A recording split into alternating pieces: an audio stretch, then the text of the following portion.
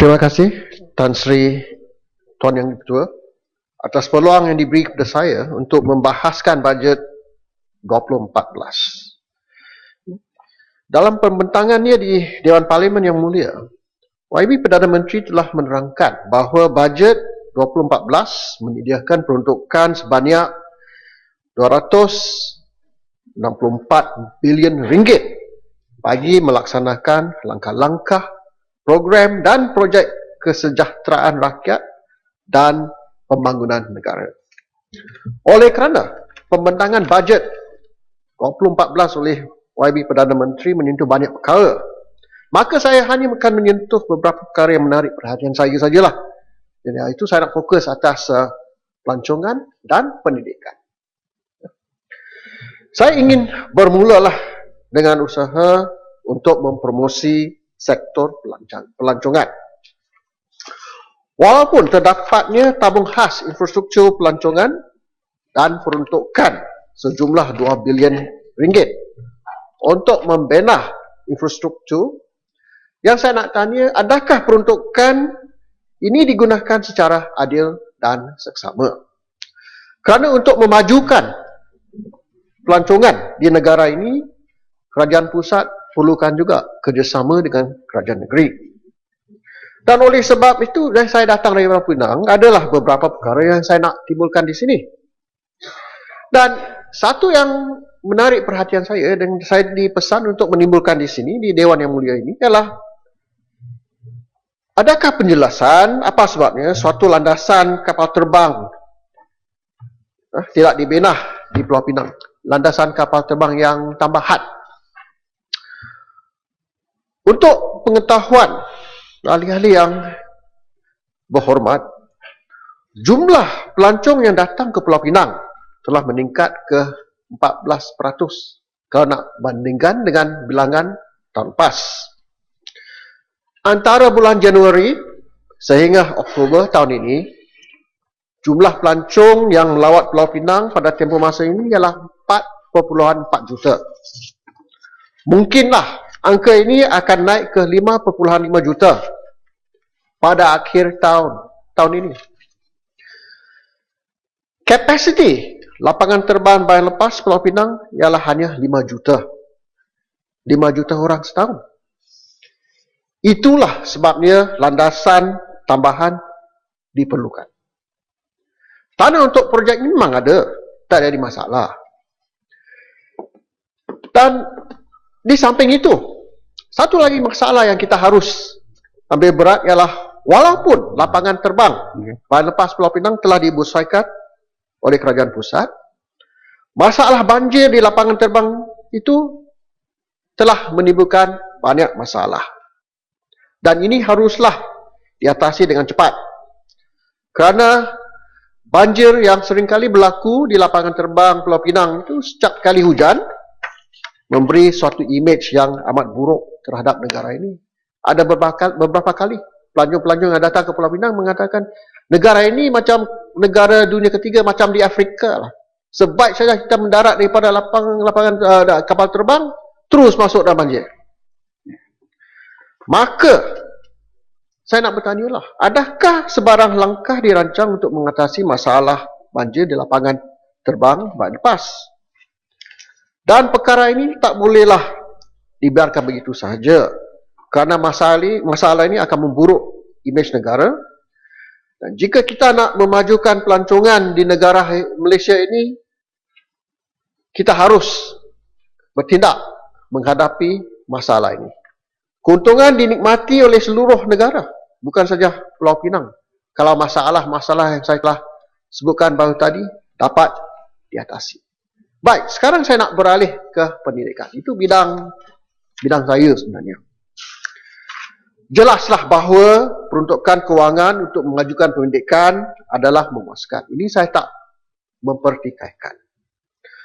Dalam belanjawan 2014 yang baru dibentangkan Perdana Menteri, kita mendapati bahawa peruntukan untuk pendidikan ialah 54 bilion.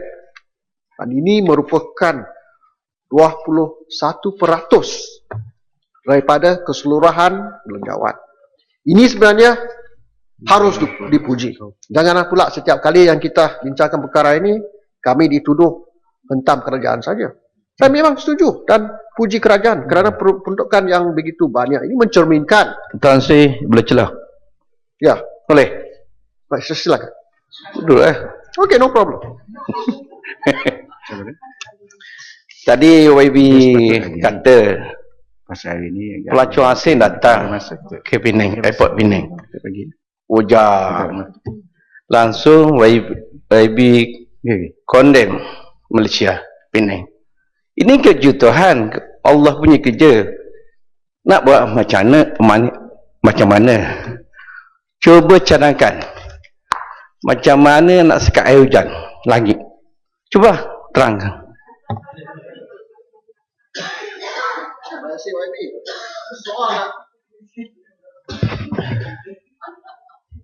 Soal nak cegah hujan semua di luar bidang kuasa kami lah. Tapi yang penting itu soal drainage dan irrigation lah. Ini harus diambil kira dan harus diperbaiki dengan elok. Dan ini satu perkara yang mesti diambil berat. Transi macam Kuantan, Terengganu, Kemaman, Rumpin, longkang besar pada Dewan. Tapi banyak juga sebab Allah punya kerja. Jadi kena beri pijak kepada qada dan qadar. Reti. Terima kasih. Tapi kalau kita nak salahkan Allah atas semua bencana yang ditimpa oleh negara ini, saya rasa tak memadai lah. Bukan nak salahkan Allah, tapi ada hikmahnya. Ya, Mat. Saya minta belum mencela, tapi Yang Muhammad kena bagi laluan. Dan lepas tu Yang Muhammad boleh bangun, minta izin. So, maksud saya tadi kalau boleh ada apa ni? Minta izin? Minta izin. Nah, mohon izin pada Yang Muhammad daripada boleh ya, Mat? Boleh izin. Boleh.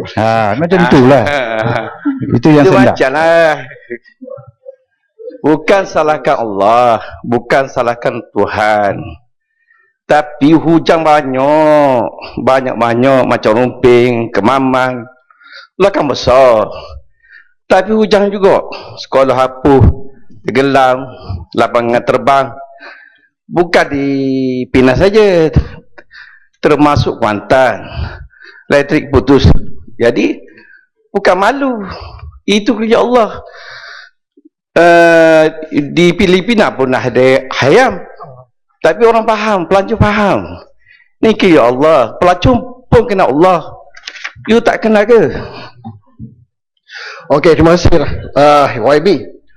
Saya nak teruskan tentang apa yang saya nak sampaikan. Saya tak mau pentingkan perkara itulah, kerana mungkin YB punya pandangan yang amat berbeza daripada saya. Dan saya nak sentuh tentang pendidikan bagi saya ini lebih penting lah, kerana soal pendidikan itu akan menentukan hala tuju negara ini. Ya, saya ini setujulah apa yang diperuntukkan oleh kerajaan untuk pendidikan itu bagus, harus dipuji. Okey. Dan namun demikian terdapat beberapa perkara ataupun masalah yang harus disentuh di sini. Jelaslah bahawa belanjawan Malaysia untuk memajukan pendidikan adalah lebih daripada Korea, negara Jepun dan juga Hong Kong. Walaupun jumlah yang dibelanjakan adalah tinggi, yang amat penting yang kita harus tanya di sini ialah adakah perbelanjaan ini memberi pulangan kepada negara yang setimpal? Ini yang penting lah. Kerana malangnya menurut laporan Plan Pembangunan Pendidikan Malaysia, kita mendapati bahawa prestasi Malaysia ketinggalan jika dibandingkan dengan negara-negara jiran yang memperuntukkan perbelanjaan yang setara. Laporan tersebut menerangkan bahawa walaupun perbelanjaan lebih tinggi, ini tidak semestinya dikaitkan dengan keberhasilan yang lebih baik.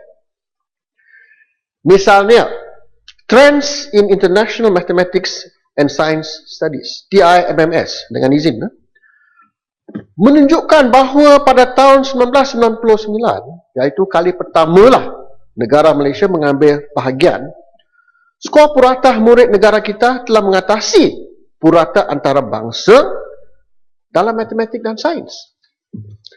Malangnya, sejak itu prestasi kita meredum sehingga pada tahun 2011 kedudukan kita ialah 26 daripada 59 negara.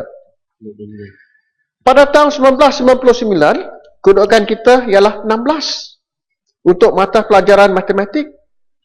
Tetapi pada tahun 2011 kita berada di tempat 26.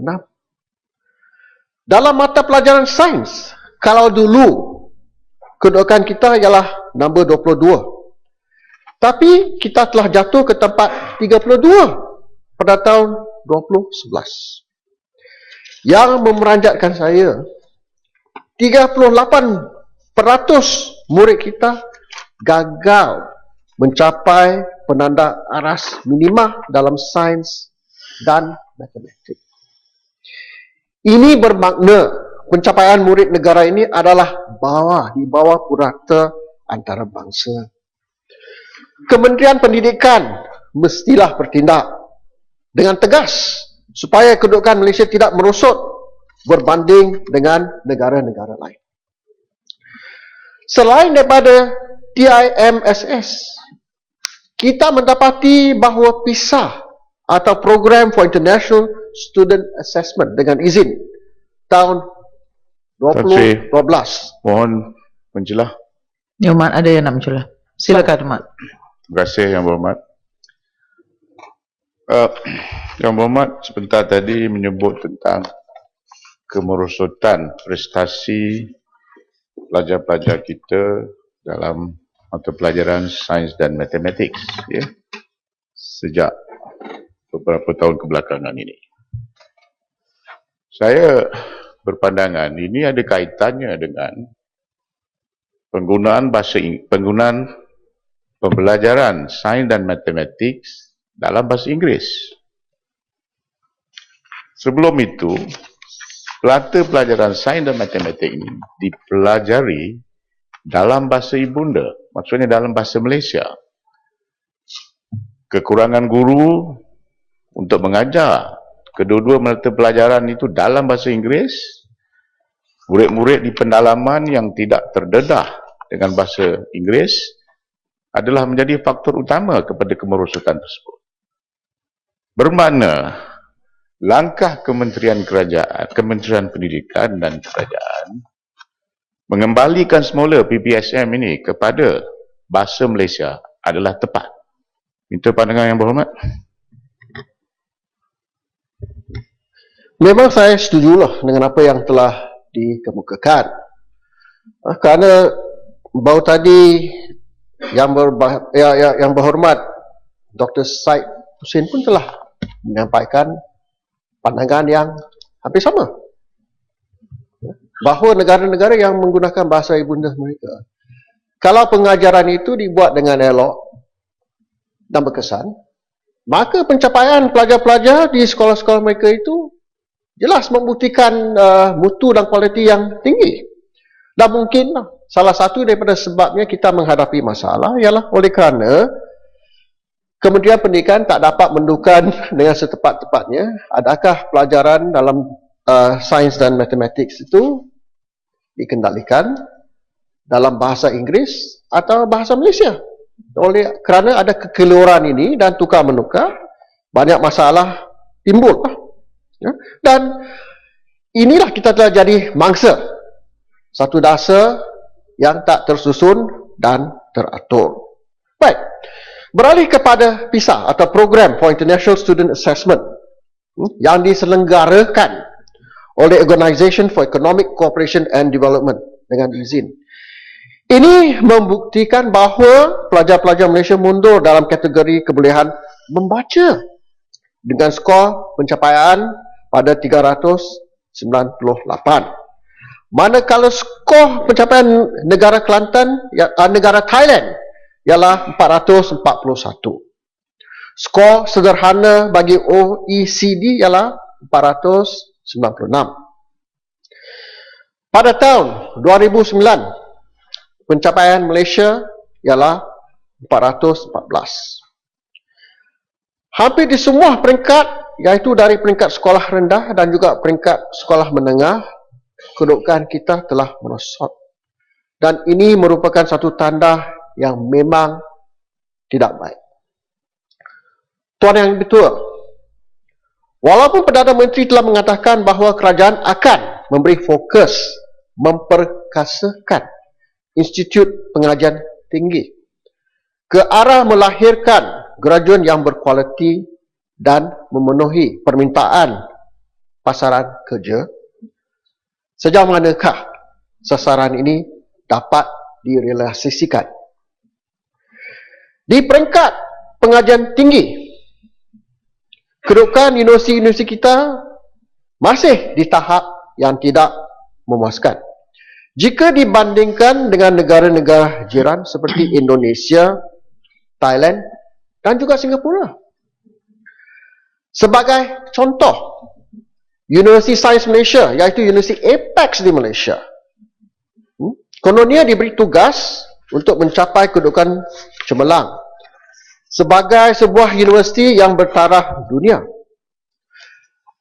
Tetapi sudah beberapa tahun USM dikurniakan dengan taraf Apex, tapi menurut US World Ranking, University Ranking 2013, kedudukannya ialah di peringkat 355. Setiap tahun kedudukan USM merosot sehingga universiti-universiti lain di Malaysia mempunyai kedudukan yang lebih tinggi daripada Universiti Sains Malaysia. Ini satu perkara yang tak dapat kita menafikan. Boleh minta celah? Silakan. Boleh. YB kata Thailand, Indonesia ranking bagus pada Malaysia. Saya nak tanya, apa guna ranking tinggi sedangkan hasil tak baik? Contoh, pengangguran di Thailand dan Indonesia tinggi pada Malaysia.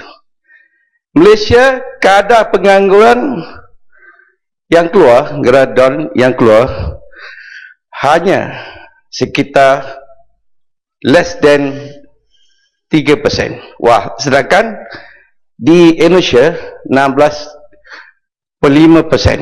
Di Thailand lebih kurang 15%.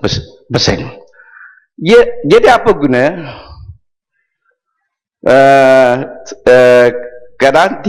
kadang bagus tapi pengangguran tinggi? Baiklah, di Malaysia cuba jelaskan.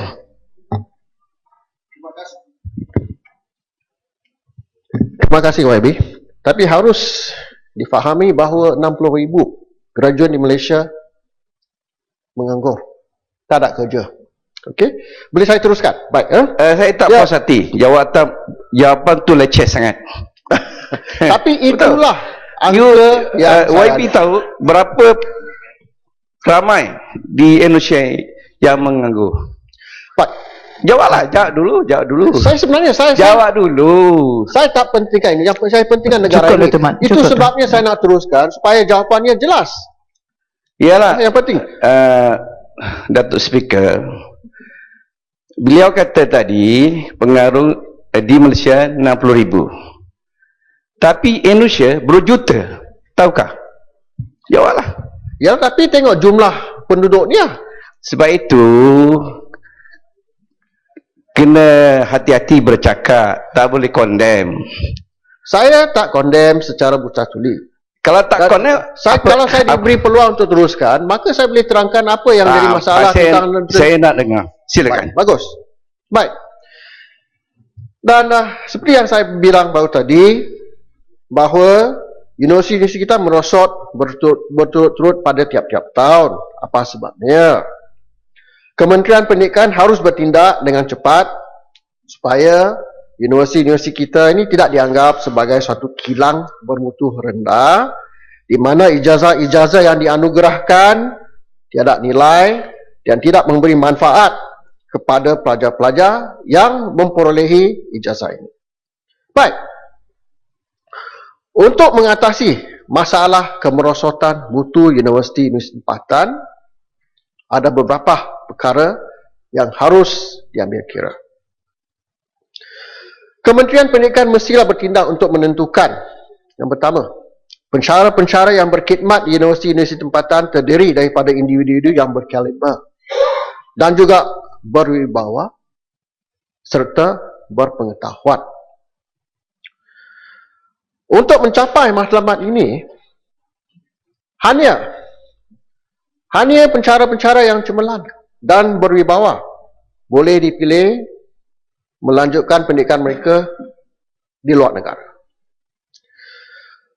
Kementerian Pendidikan harus menentukan bahawa pensyarah-pensyarah yang dihantar ke luar negara mempunyai keupayaan untuk berjaya menamatkan pengajian mereka, kerana setakat ini ada juga ramai pensyarah-pensyarah yang dihantar ke luar negara telah gagal menyempurnakan pendidikan mereka dan kegagalan mereka telah membawa kepada kerugian besar kepada negara. Perkara ini kita tak boleh menafikan. Tuan Yang di-Pertua, jika kita ingin meningkatkan taraf serta mutu universiti tempatan, Kementerian Pendidikan harus menentukan bahawa tindakan tegas diambil terhadap kaki kanan akademik yang melakukan kesalahan yang serius yang akan menjejaskan kedudukan universiti kita. Khususnya mereka yang terlibat dalam kegiatan plagiat serta menipu dalam pendidikan mereka. Mereka mesti menghadapi tindakan yang sewajarnya.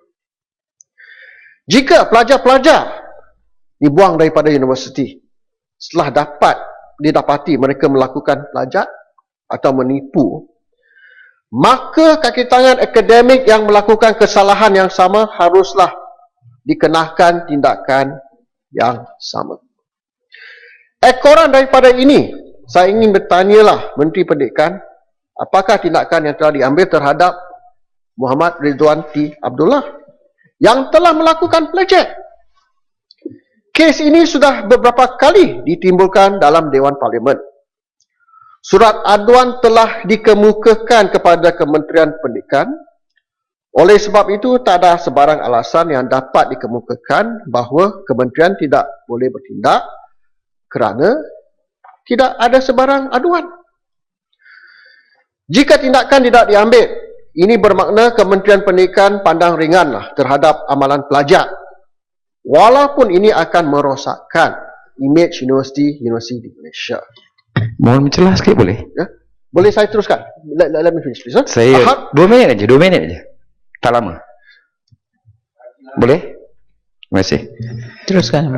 Saya berminat juga dengan tajuk berkenaan dengan mahasiswa ni sebab selain daripada kita memperkatakan dari segi prestasi kecapaian universiti tersebut, kita terlupa dalam satu konteks bagaimana mahasiswa juga digunakan oleh pihak-pihak tertentu di jalanan yang hingga membolehkan keadaan mahasiswa ataupun imej dia dari segi konsep pelajar itu sendiri dan juga sistem pembelajaran mereka terganggu disebabkan oleh pihak-pihak tertentu mempergunakan mereka di dalam unsur-unsur tertentu seperti pihak pembangkang ataupun mempergunakan mereka hanya sekadar untuk memastikan pihak-pihak tertentu mendapat keuntungan di dalam sektor politik. Ini juga pada saya mungkin antara salah satu sebab kenapa prestasi di peringkat pelajar-pelajar di universiti ini menurun.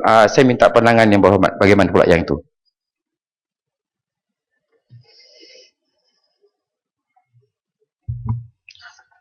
Sebenarnya saya ini berpendapat tak ada sebarang sebab bagi para akademik nak memperalatkan pelajar-pelajar dalam politik. Kerana di dalam ini, saya pernah berkhidmat di dalam universiti. Saya tak pernah masukkan politik dalam universiti. Soal penglibatan dalam politik itu soal pribadi saya. Dan saya sebagai profesional itu mengajar pelajar saya ikut standard profesional. Bukan bawa masuk aspek-aspek politik. Tapi yang penting yang saya nak tegaskan di sini sebagai ahli akademik, yang amat penting kita mestilah menentukan ahli-ahli akademik tak terlibat dalam amalan plagiat. Kerana seperti yang saya telah menyampaikan tadi, kalau kita bertindak terhadap plagiat, kenapa pula ahli akademik yang terlibat dalam kes plagiat itu dikecualikan daripada tindakan yang sewajarnya? Dan jika Kementerian Pendidikan tak mengambil sebarang tindakan terhadap staf-staf yang terlibat dalam kes-kes plagiat, maka staf-staf akademik yang lain akan berpendapat plagiat itu bukan satu amalan yang tak sihat.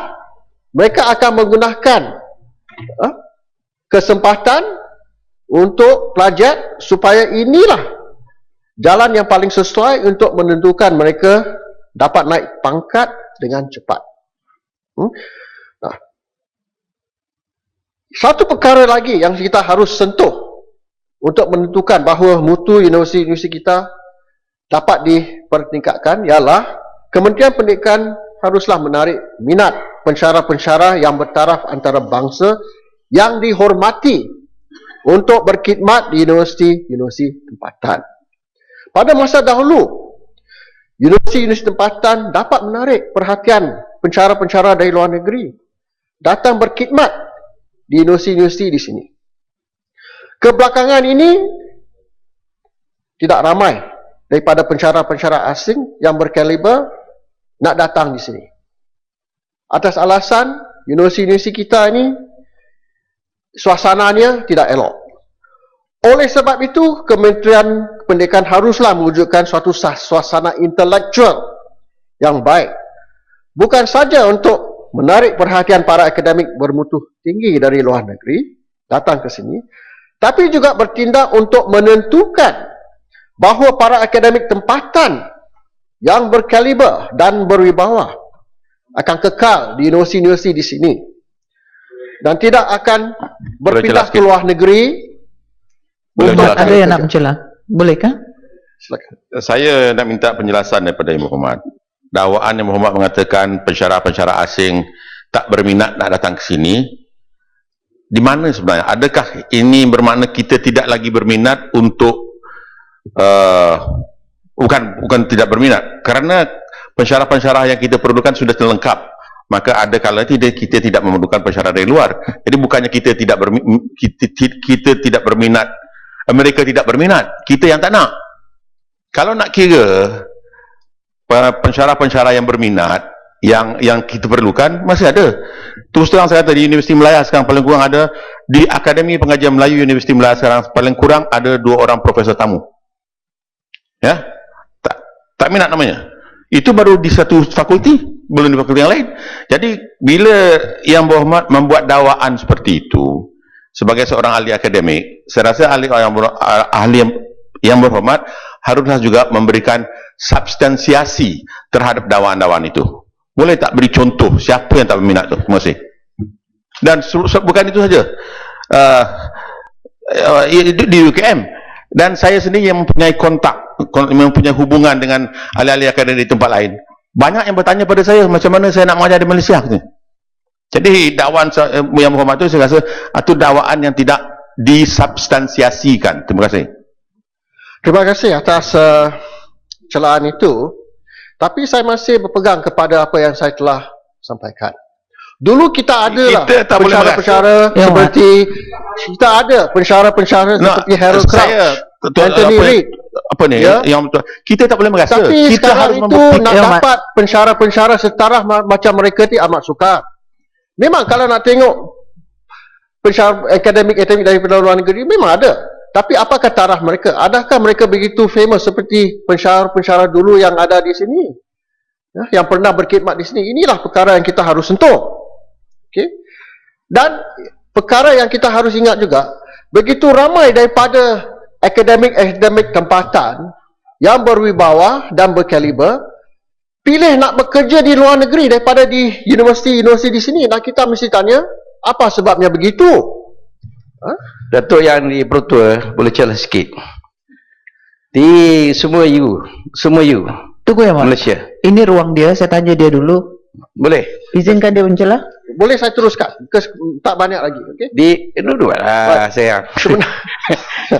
Sebenarnya, relax. sebenarnya perkara ini boleh dibahaskan sampai sangat malam pun kita takkan setuju.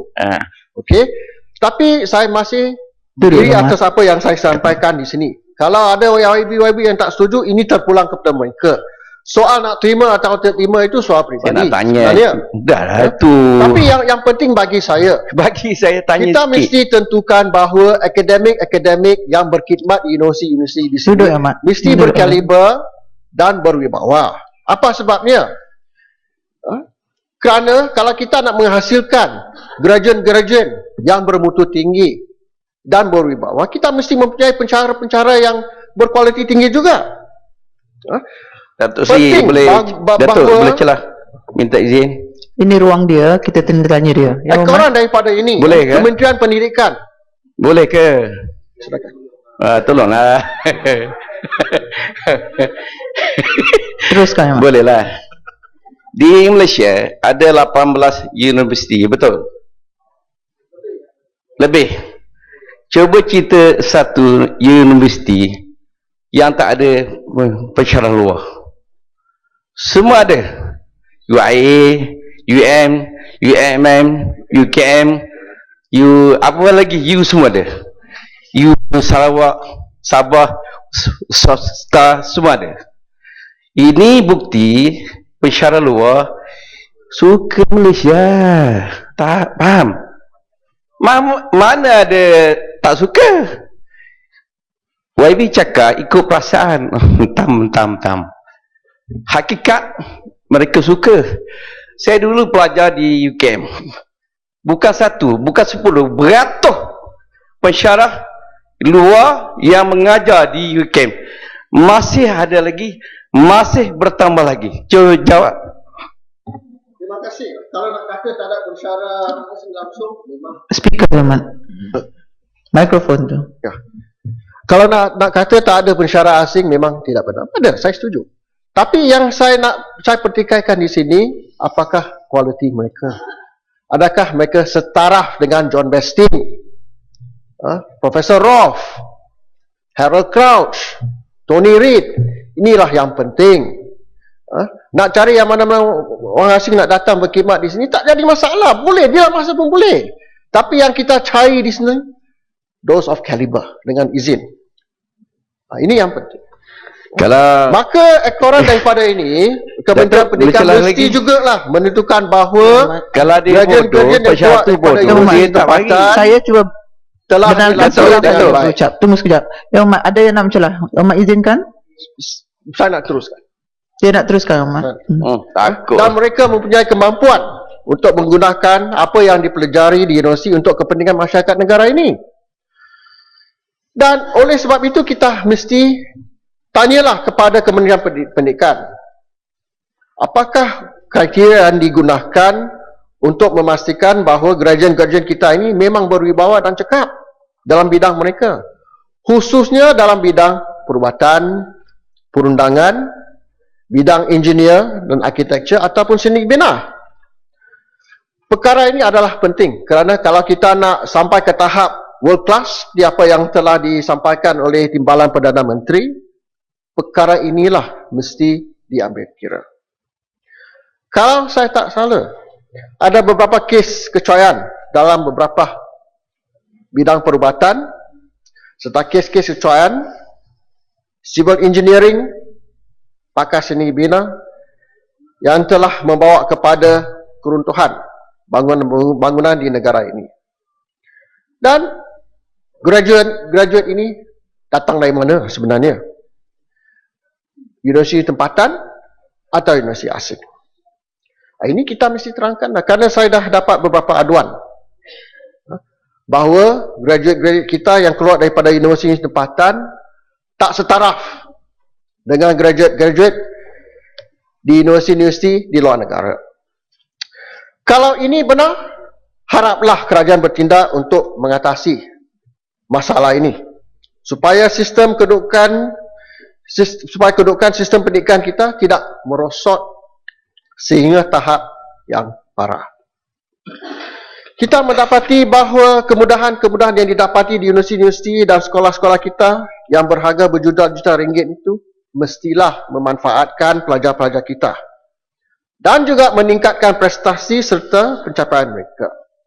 Misalnya, satu bestari net iaitu broadband pantas di 10,000 sekolah di seluruh negara setakat ini lebih menguntungkan pelajar-pelajar di kawasan bandar. Manakala di kawasan luar bandar, kemudahan ini tidak begitu berkesan. Pelajar-pelajar Malaysia yang menamatkan persekolahan mereka di peringkat sekolah menengah dan peringkat sekolah tinggi iaitu SPM, SPTM yang kononnya mempunyai banyak A dalam keputusan peperiksaan mereka, setelah mereka dihantar ke luar negeri untuk melanjutkan pelajaran mereka, menghadapi banyak masalah untuk bersaing dengan pelajar-pelajar asing. Ini pun kita harus fikir dan tengok dengan cara yang terperinci. Boleh beri laluan? Sikit aja.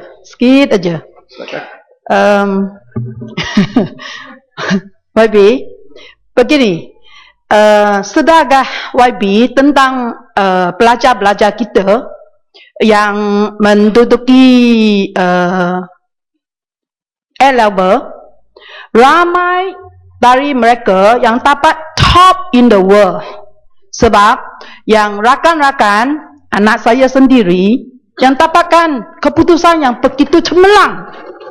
Jadi yang pelajar-pelajar itu pun pelajar dari standard 1 until form 6 dalam satu sistem yang sama. Sistem pendidikan kita sentiasa. Jadi apakah pandangan YB tentang pendidikan? Kita tak boleh compromise. Tapi jangan hanya condemn. Kita nak cari, kalau memang merosot, carilah punca. Tapi mesti tengok sebelahnya ada keputusan yang cemerlang begitu. Terima kasih. Terima kasih YB atas celahan itu. Ya, memang ada kes-kes di mana ada pelajar-pelajar yang cemerlang. Saya tak menafikan. Tapi ada juga pelajar-pelajar yang keluar yang dapat berapa banyak A dalam SPM, STPM. Misalnya, saya pun telah menemui kes-kes di mana pelajar-pelajar seperti ini telah dihantar bukan begitu jauh. Di Singapura, mereka menghadapi banyak masalah untuk bersaing di sana. Dan ada salah satu daripada mereka yang telah balik ke Malaysia, masuk ke Universiti Sains Malaysia kerana tak boleh melanjutkan pelajarannya di universiti di Singapura. Ini satu kes yang saya telah dapat dan disampaikan kepada saya. Dan oleh sebab itu, kita haruslah kaji dengan terperinci, adakah sistem persekolahan peringkat menengah dan peringkat sekolah tinggi itu masih kekal dari segi mutu. Ini penting. Kita mendapati juga, walaupun kerajaan telah membuat peruntukan yang begitu tinggi untuk memajukan sistem pendidikan di Malaysia, usaha kerajaan untuk memastikan pelajar Malaysia dapat membuktikan prestasi mereka dengan mengupah khidmat perunding seperti McKinsey & Company yang dibayar untuk menyediakan MPPM sebanyak 20 juta merupakan satu pembaziran kerana tak capai sasarannya.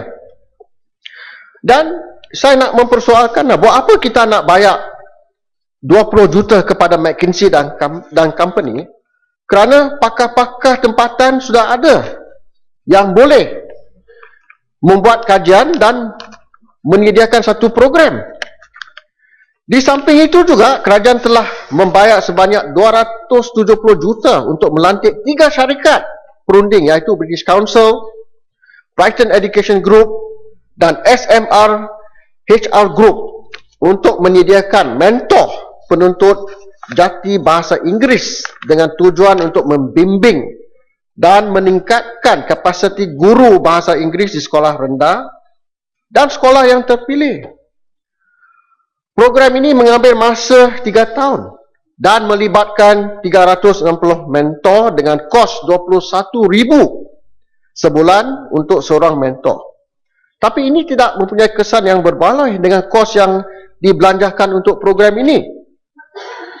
Oleh sebab itu, saya berharap bahawa apa yang dibahaskan di sini akan diambil kira oleh kerajaan kerana soal mutu pendidikan negara tak payah dipandang dari segi kepentingan politik. Jika sistem pendidikan negara ini mencapai tahap yang maju, semua pihak tak kira fahaman politik akan banggalah dengan pencapaian ini. Sekian, terima kasih. Terima kasih, Yang Amat.